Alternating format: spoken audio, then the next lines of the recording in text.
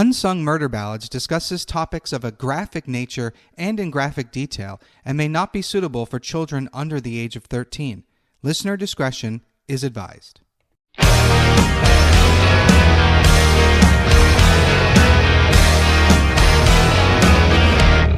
Hey everybody, welcome back to Unsung Murder Ballads. I am Janus Dead. I'm Jameson Dead. So you want to? All right, I'll step out of the spotlight. Go ahead. No, listen to this Go guy. ahead. All right, so hold on. We're gonna redo that whole thing. Oh, but that would be great. It was so fun and candid. Oh, I think maybe we'll keep it. That'd be really funny. Or put it as a blooper at the end or something.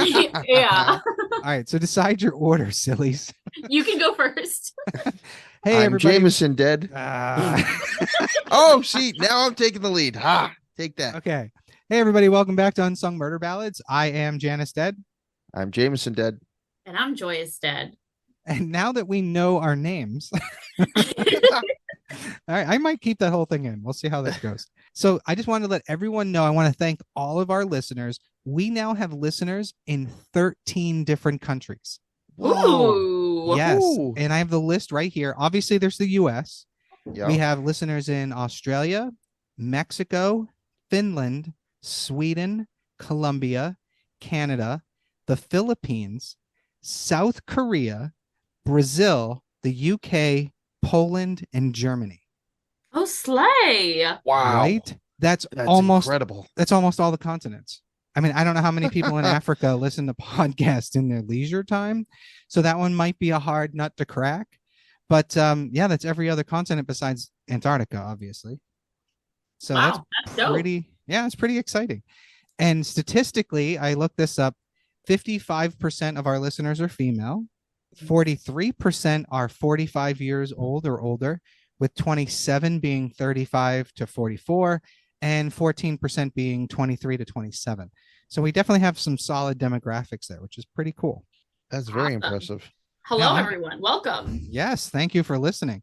I just imagine, I try to wonder, like, because I have a friend of mine who's from the country of Azerbaijan, and he tried listening, like English is not his first language, and he tried listening, and he says that I talk like I'm talking on a too high of a level, that I speak like I'm well educated, which, I am, but that he has trouble following because of some of the words we use.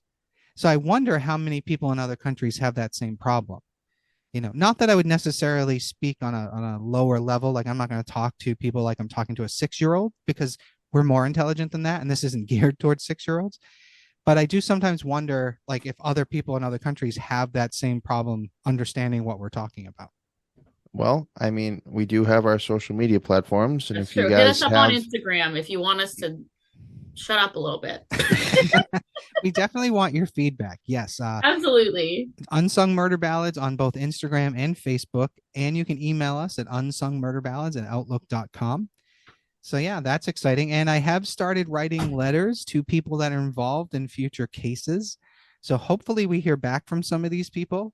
And if so, we'll incorporate that into our show, which would be very exciting. That'd be very cool. Today's episode, I am covering a case that once I kind of went back and I was researching cases to do things that haven't been covered by a lot of podcasts, I found this case and I was actually mad at myself for not knowing the case by the name of the person involved. And I have a feeling you guys are going to do the same thing. And let me tell you, I'll be impressed if you know which case it is by his name. Okay, well, now I'm excited because I love a test. Okay, so the person's name is, and don't look it up. I'm not, I promise. Phones down. His name is Stephen Paddock. Ooh, silence. Exactly. And once I'm not even gonna tell you what case it is. I'm gonna start going through the story. And when I get to the same moment, there's going to be a moment where you're going to know exactly what case I'm talking about. And you're going to be like, holy shit. Like, how do we not know this person's name? Okay, crazy. Well, I'm excited. Bring it on. This is going to be fun. And fun in that, dark, we love podcast, murder podcast kind of way. Not fun as in like we're enjoying the death of people. Yes. I want to make sure we say that. And I think everyone understands that, because we say that every episode, but just in case we don't say it enough. Right. And every podcast I listen to say the same thing, like, oh, I'm excited. And then they're like, not excited about, yeah. So we all get it. Like, but we are excited to do this one. This one is going to be fun to dive into simply because there's a lot of information on this one that we should know, but we don't know. And that's the part that kind of blew my mind. All right, Janice, lay it on us. Okay. Stephen Craig Paddock was born on April 9th, 1953. Oh my God, I know the case. Yeah.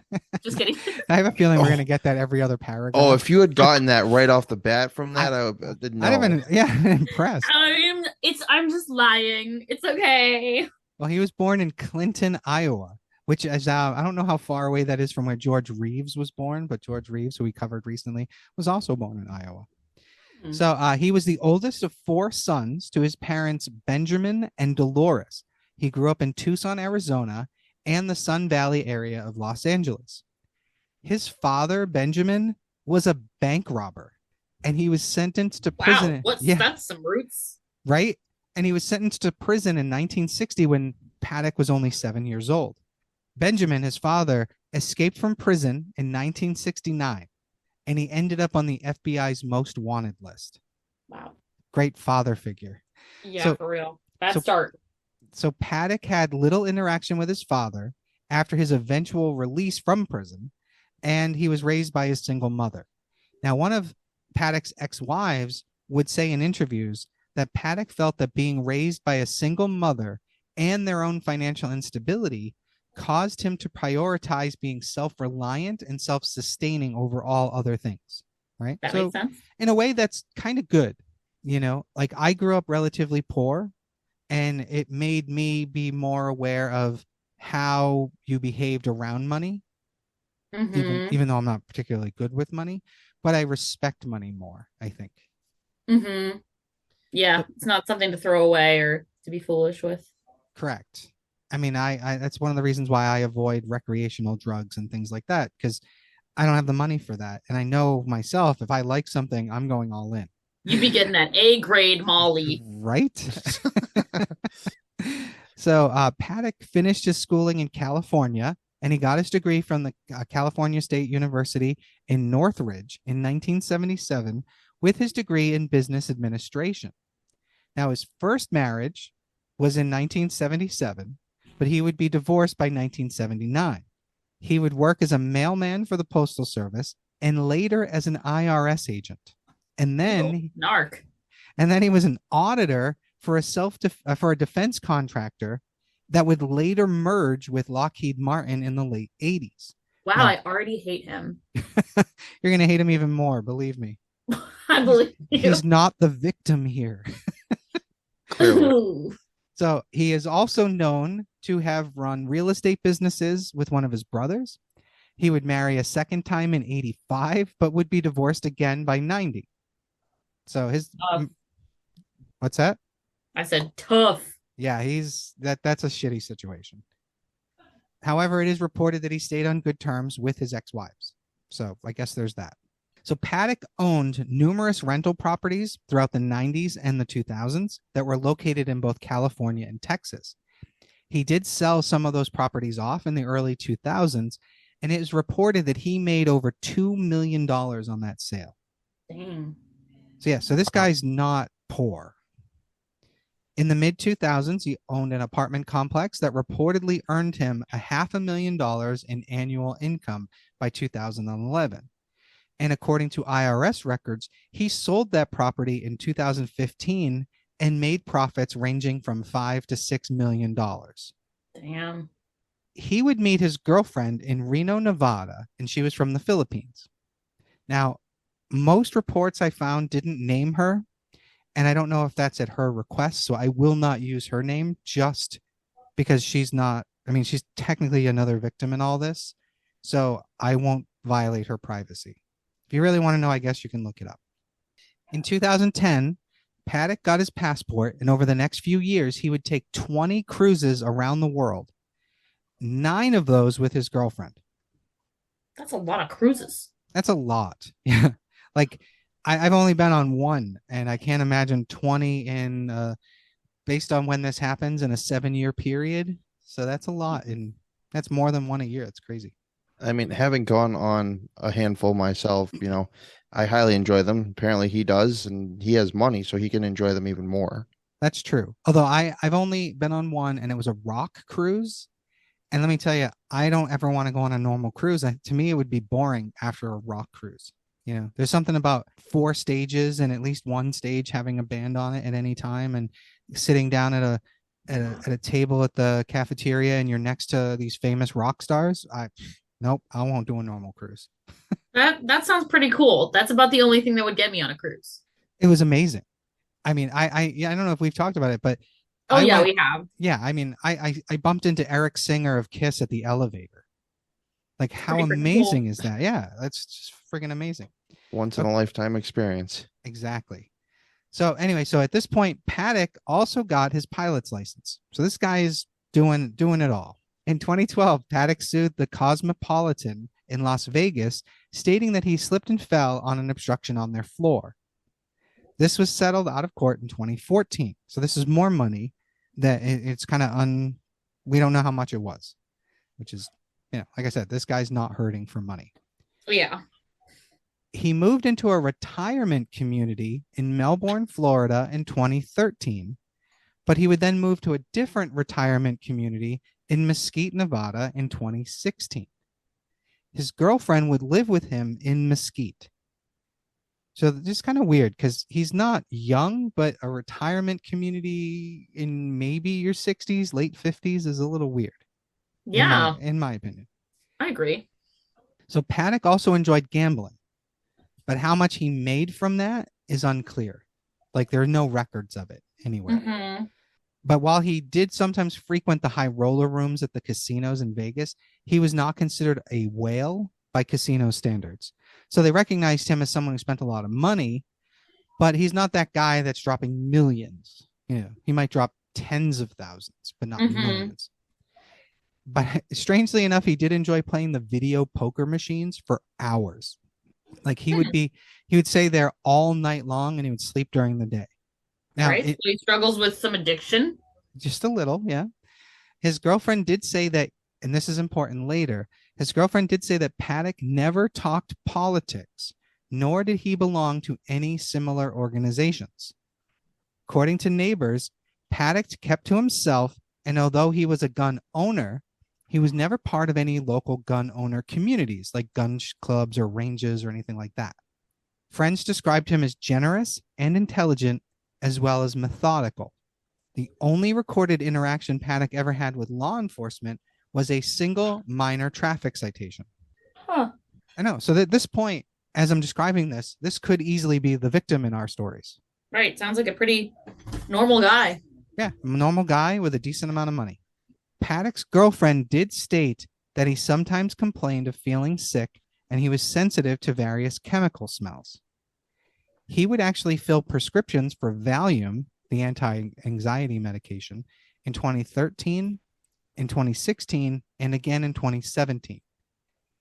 In 2017, there were reports that he would sometimes smell of alcohol. And then when you mix alcohol with Valium, right, bad combo. Yeah, that's a bad combo. That just magnifies the effects of the drug. Mm-hmm. So from 2015 forward, it's reported that Paddock was losing significant amounts of wealth, and it's believed that this contributed to his need for Valium and his depression, because at this point, he's starting to get depressed over things. Mm-hmm. Well, that's a lethal combination. Oh, you can see the downward spiral now.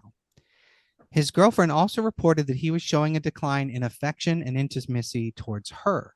She would later report that Paddock booked rooms throughout the Las Vegas Strip, looking out the windows, how far from and at what angles he could see the Las Vegas Village, where they would hold large outdoor concerts. Paddock did, however, begin to purchase more and more guns throughout 2016 and 2017. Now, to put this in perspective, in the 34 years between 1982 and 2016, Paddock, who collected guns, bought a total of 29 firearms. Wait, can I make a guess? Yes. Is this a Las Vegas shooting? It is.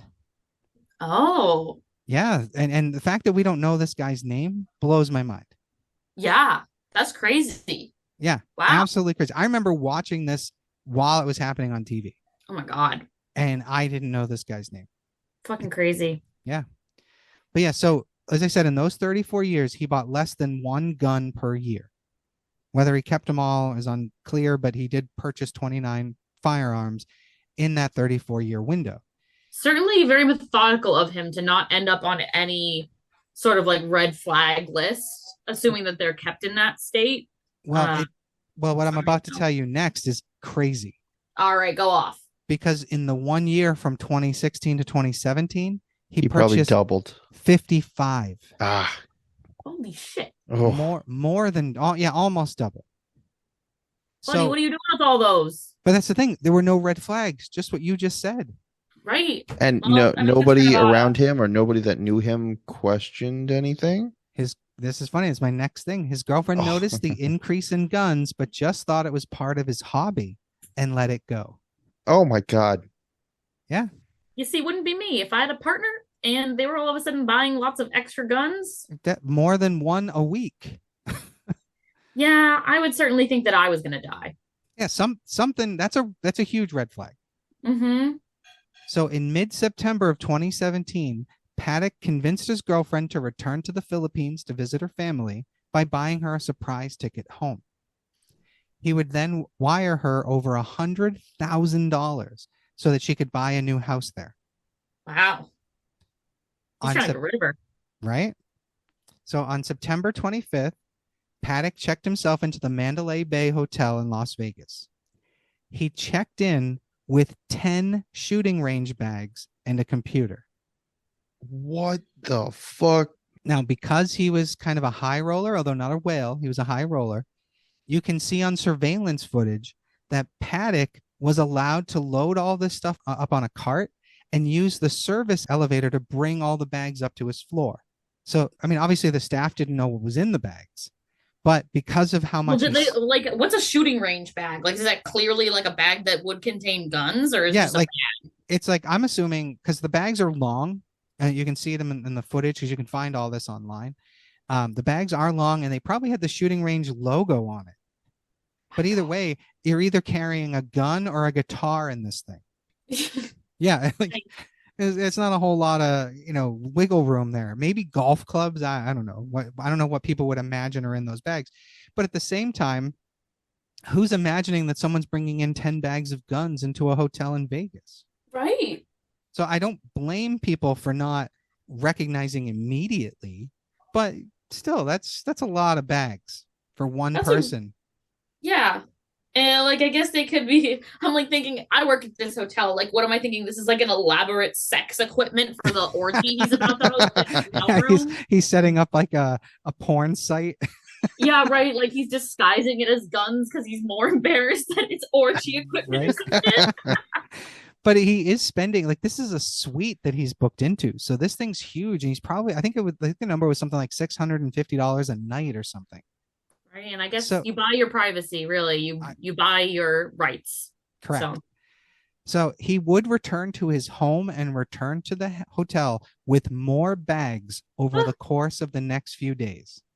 In total, Paddock brought with him one .38 caliber Smith & Wesson handgun, 23 rifles, including 14 AR-15s, Holy shit. 8 AR-10s, Ooh. a Ruger bolt-action rifle, and about 5,000 rounds of ammunition. Holy Oh, shit. ho, ho, ho. Many of these weapons were equipped with bump stocks, which allow semi-automatic weapons to fire at a faster rate, more like fully automatic weapons. These Wow. are currently not legal in the US. Oh, I just had a shiver go up my spine. Oh, Yeah. So some of these weapons also had telescopic scopes and bipods, which are basically two legs that come out at the front to give the front of the gun more stability when you're firing it. Jesus. Paddock also had high-capacity magazines that could hold up to 100 rounds each, meaning that he would not need to reload as often. Oh, God. And like, what do you even need to reload when you have that many guns? You just put it down and grab the next one. You would think so, yeah. That's crazy. What the hell do I know about guns? Nothing. Well, you know enough to know that. That's true. Having served in the military, yeah, you're probably right. It would have been better just to line them up, but I wasn't there. And if I was, this wouldn't have happened. Mm. Or if it did happen, I would have been dead on the floor. There's no way I would have let it happen. We talk about you being dead on a lot of these episodes. Yeah, that's I'm lucky to be alive, I guess. Yeah. So on September 29th, Paddock would check into the room adjacent to his under his girlfriend's name. Hmm. Now Paddock would set up cameras on the peepholes to the doors of both rooms, and he actually managed to somehow lodge one of the doors that entered onto his floor closed, therefore controlling like where and how others could access the floor. This door was the one closest to his room, so he actually somehow managed to like jimmy this thing closed so that no one was coming in. Wow. On October 1st, 2017, across the street from Mandalay Bay Hotel, there was a huge country music concert going on called the Route 91 Harvest Music Festival. The music festival was being attended by 22,000 people. Wow. Damn.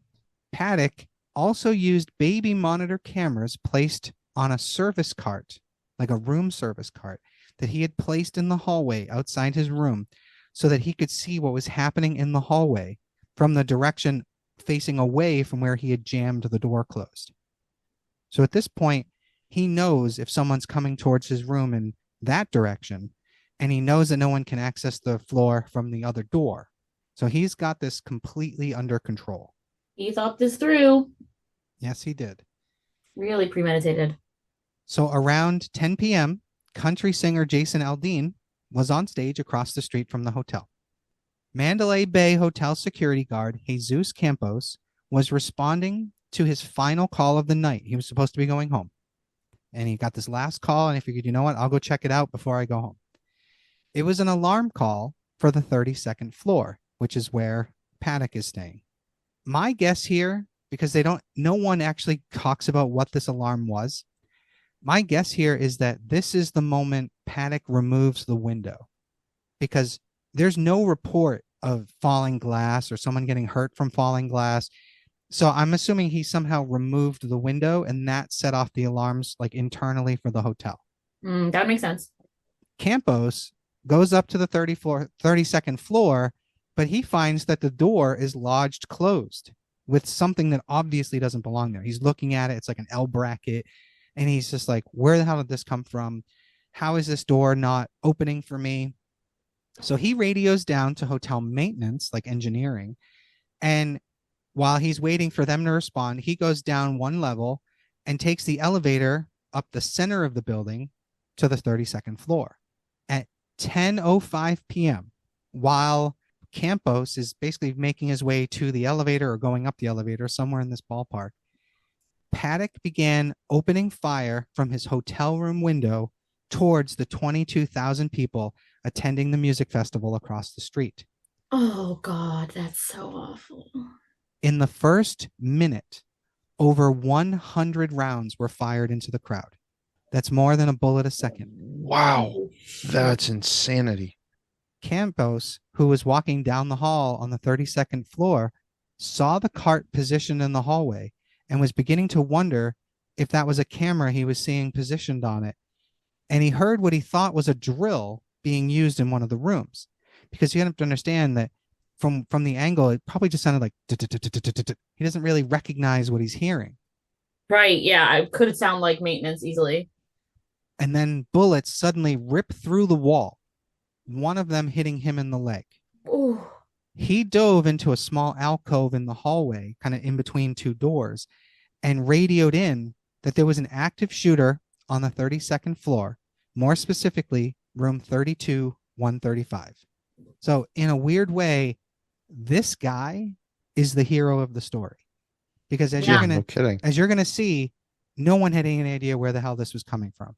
Yeah, and it'd be really hard to figure it out, especially in all that panic. Like it's hard to figure that out. It's gonna get even worse. Oh, so, I mean, I know a little bit of the story, and I know how horrific.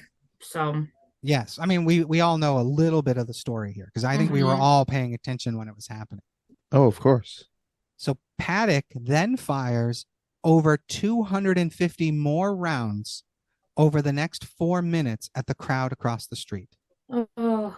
Concert goers initially thought that there were firecrackers going off someplace nearby, but some had been shot and had fallen. So panic and confusion set in. Now, there are videos of this on YouTube. There's literally like people, and we're going to share some of this, some of the images, but on our socials. But literally, there are some people saying, "Oh my God, they're laying down, they're not moving," while other people are going, "These are just firecrackers. Don't panic." And there's so much confusion that no one really knows what to do. Right. Now, Jason Aldean and his bandmates, soon as they heard the gunshots, they make a hasty exit from the stage, which makes sense because they're on an elevated position. They got spotlights on them. You don't want to stand where you are if you're on that stage. And you know if there are fireworks that are a part of your show. Correct. Now, it might be fireworks out in the crowd, but either way, they were smart enough to get the hell out of Dodge. Mm-hmm. And you can see there is some cell phone camera footage out there while he's up there, and all of a sudden he recognizes what's happening and he just bolts. So, and again, good for him. Like, I was crazy. Mm-hmm. So him leaving the stage confirmed to many in attendance that there was something very wrong. And you could hear people saying someone's shooting. I mean, it was crazy. They're basically doing, people are in the audience are doing one of three things. They're either ducking for cover, they're running for safety, or they're attending wounded that are around them. But all of them are calling into 911, and it's overwhelming the police dispatchers. Now, the worst calls that the dispatchers received, they were answering and they could hear shooting in the background, but there was no one on the line talking to them. Oh, that's horrifying. Yeah, that video footage, like there's a documentary out there. I'll give you guys the title. I think it's called Shooter on the 32nd Floor, but they actually show footage where you can hear just what's happening in the background and that nobody's responding. That's crazy. That was probably the most chilling part of the whole thing. That's heartbreaking. So Las Vegas police responded to the scene, and when they arrived, they were immediately fired upon. I was going to say, there's no way that they're getting to that unaffected. Yeah, but the problem was they had no idea where the shots were coming from, other than somewhere in the Mandalay Bay hotel. So initially, police are pinned down by the automatic gunfire. There's an officer named Grady Cook who was a rookie and was only on his second night on the job, and he was shot upon arrival. Oh my God. Now, the echoes of the gunfire throughout the Las Vegas Strip, this leads to reports of multiple shooters at multiple locations because of the way it was echoing off buildings. That makes sense. Yeah, so the dispatchers are like, wait, there's another shooter at the Tropicana. Oh, there's another shooter here. So the police were very fearful that this could be a coordinated terrorist attack. Yeah, I mean, a fair assumption that, yeah. Yeah, I mean, I can't imagine being in charge that night and having to make any decisions that felt right. Yeah. So there was a man named Stephen Shuck. He was an engineer for the Mandalay Bay Hotel, and he had taken that maintenance call from Campos. And without realizing what's happening, because I don't know how many times you guys have been in a casino in Vegas, you can't really hear much from outside. Yeah. So he began making his way to the 32nd floor to look at the jammed door. Now, when he got up there and the elevator opened, he thought he heard the sound of a jackhammer, not gunfire. So he exits the elevator and begins walking towards that door on the 32nd floor.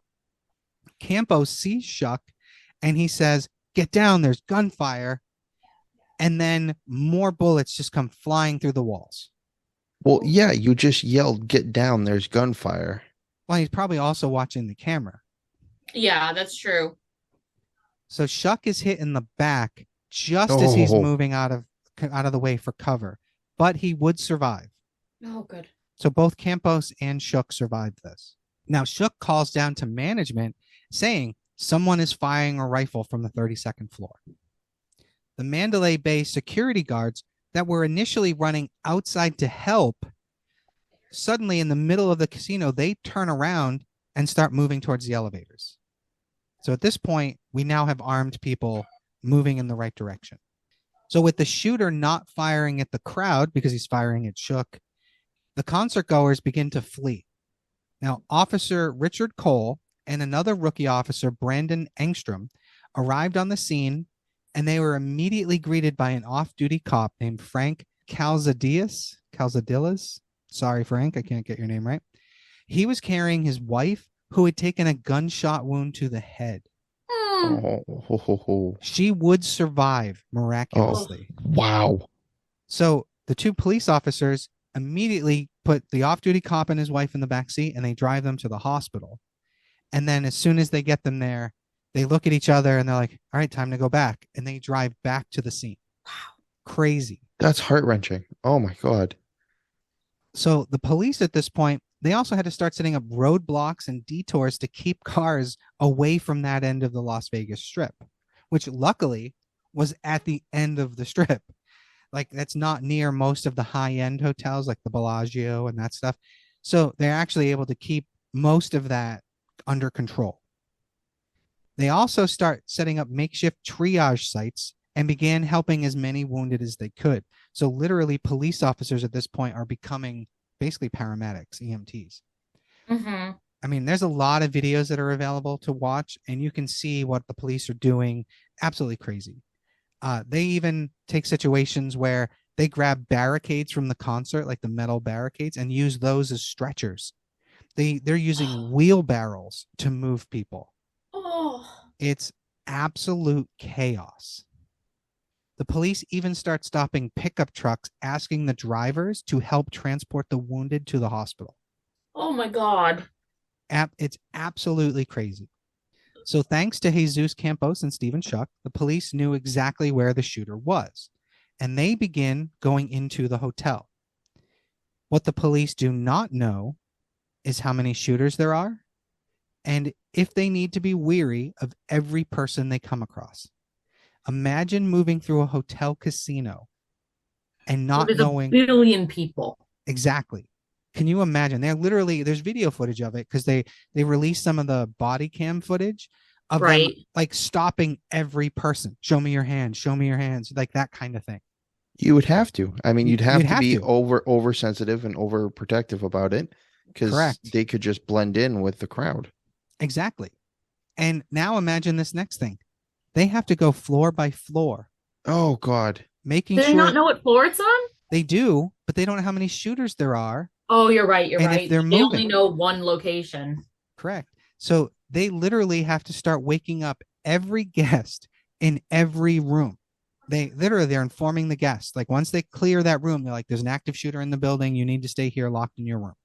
Now, outside of the guests that were in the hotel and people in the casinos, they had to shelter in place.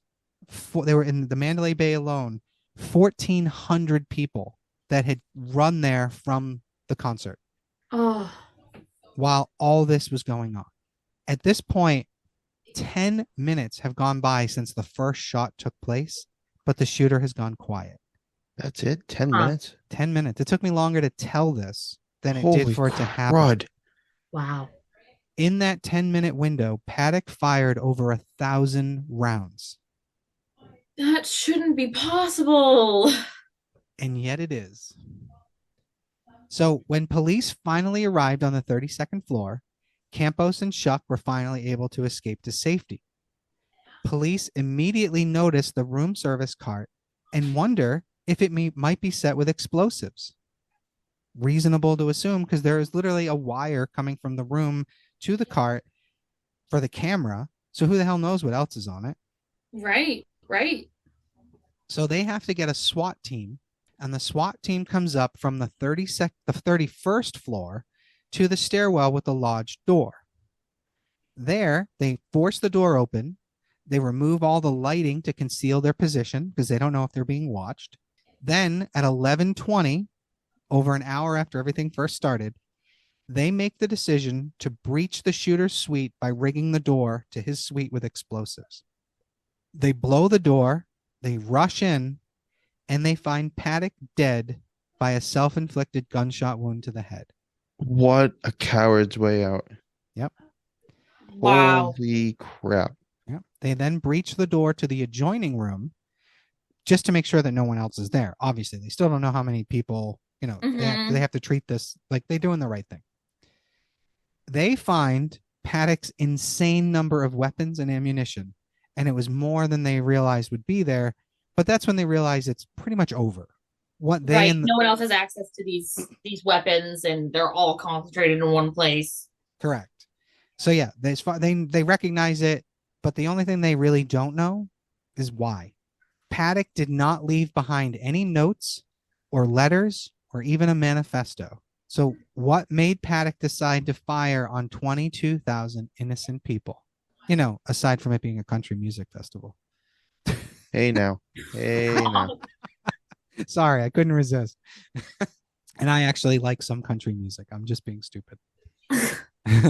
Do we So, know? Do we know anything? no, we're jumping ahead here, but there is an article that came out in April of this year, and it was from a disabled veteran that apparently had befriended and written back and forth with Paddock, and he showed authorities letters that had been written, and he claims that he tried, in talking to Paddock, he started to realize that he was planning something bad and said, hey, listen, don't kill innocent people. Like, they haven't done anything wrong.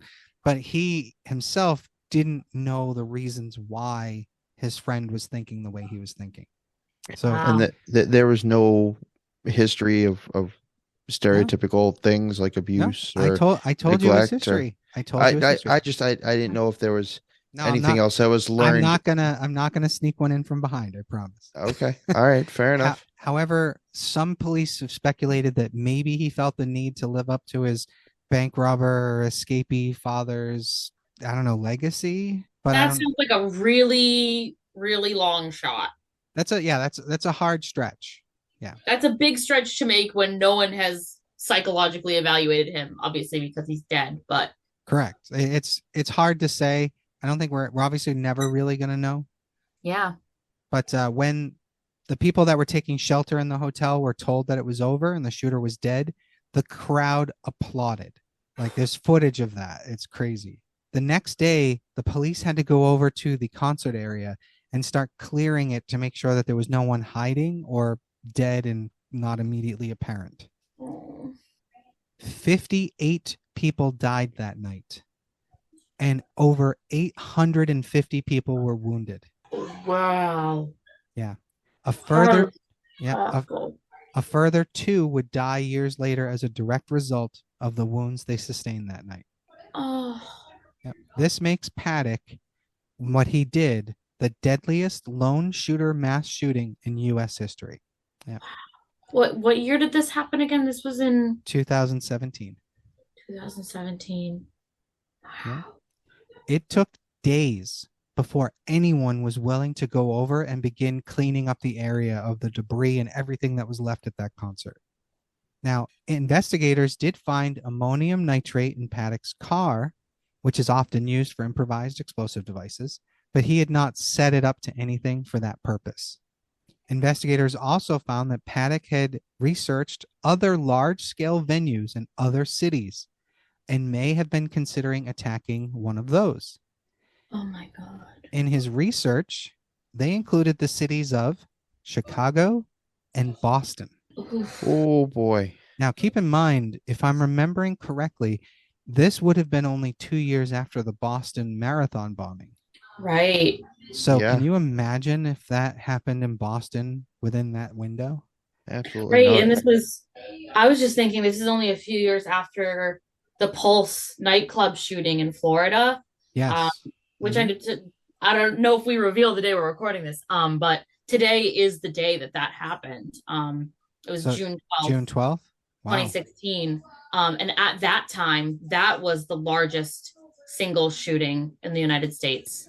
Right, but I think I have to look that up because they did, when I was researching this, they did compare the two, and there's a big distinction. I think the distinction was that he was a lone shooter. Oh, right. Yeah, that. Maybe that's the difference. I'll have to look up that one. I'm not familiar with all the details of it, but yes, they did compare the two together. I guess like right after each other in record-setting amounts of death. Yeah, Just horrific. it's crazy, and it's funny. It's almost like they're trying to break records. Well, I Think guess about it. If you wanted to maximize a kill count, a crowd of 22,000 people that have no idea you're there, yeah. that's crazy. Like I'm surprised more people didn't die. I was honestly, when you said that number, I was surprised. But then when you said the number of wounded, I was even more shocked because you said there were about 1,000 bullets that went out. That means his like I mean, he was shooting his, in. Think about it. They're all you're grouped shooting into a together. crowd. Yeah, it's like fish in a barrel, so to speak.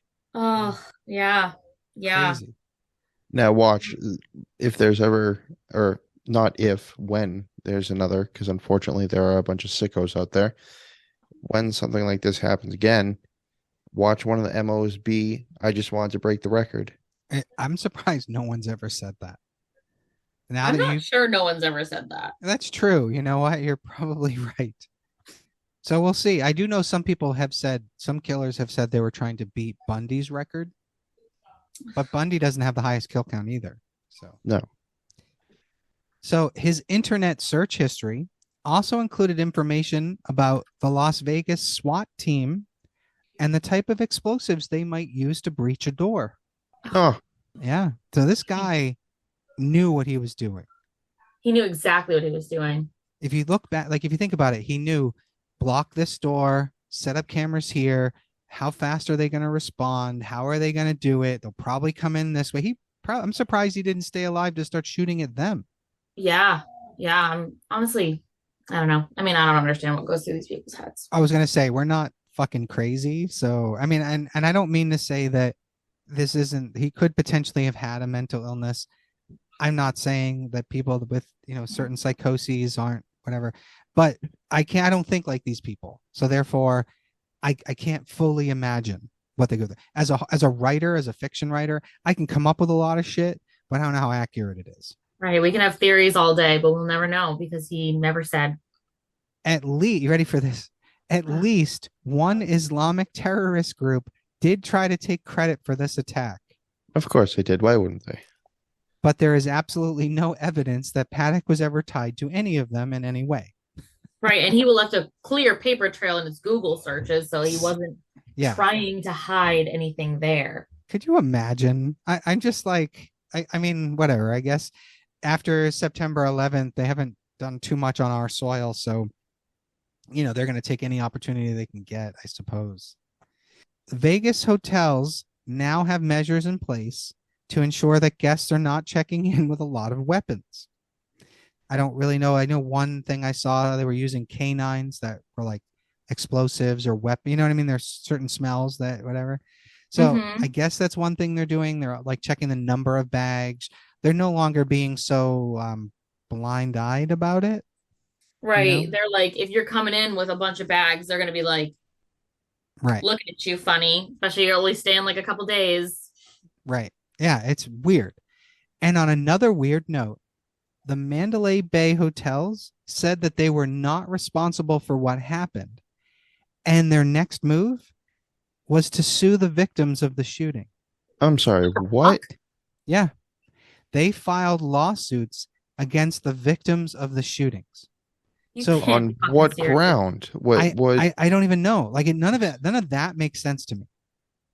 Maybe because they were saying things publicly about the hotel being responsible. I don't really know. Personally, I think it was to keep the victims from trying to sue them. I'm like, I feel like I gotta know. That's screwy as hell. Yeah, I mean, by all means, look this up. But in the end, the hotel did end up paying out over $800 million to the victims. But I'm not kidding. They literally filed lawsuits, and it ended up getting held up in courts for a while. And like I said, they ended up paying out anyway. But I really do think it was a move to try to keep people from suing the hotel. That's insane. I mean, I don't know shit about law, so but it seems like a bad plan to like provoke victims. It's really weird. And make yourself look like a villain. Yeah, I'll be honest. Knowing that, I would never stay at the Mandalay Bay Hotel ever. No, absolutely not. Like I'm shocked they're still in business after doing that. Well, I mean, they're owned by MGM, so yeah, they're not going anywhere.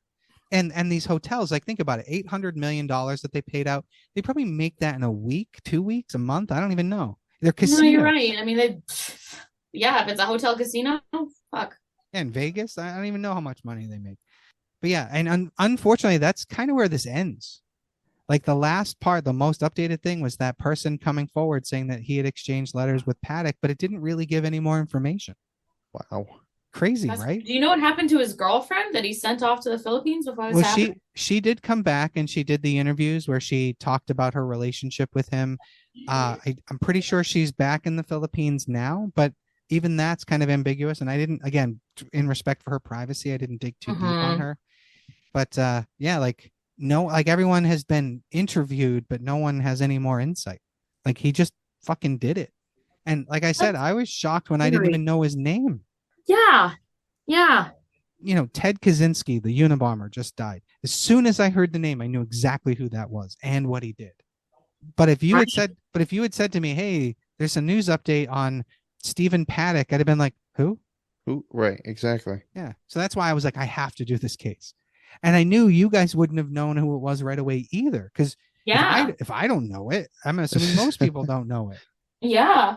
Oh, fuck, that's insane. Yeah, it's Do you know, crazy. and this is just out of curiosity, do you know if that still holds the record?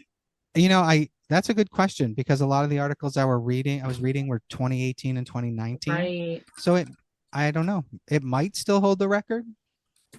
I mean, I can't think of too many other large scale mass shootings in the US in the last few years. I'm giving it a Google. Hold on. I can hear your clicking. It's really Can you hear my funny. clicky keyboard? I Yeah, can. You've got an old school keyboard. You can hear it. I do. I have a mechanical keyboard.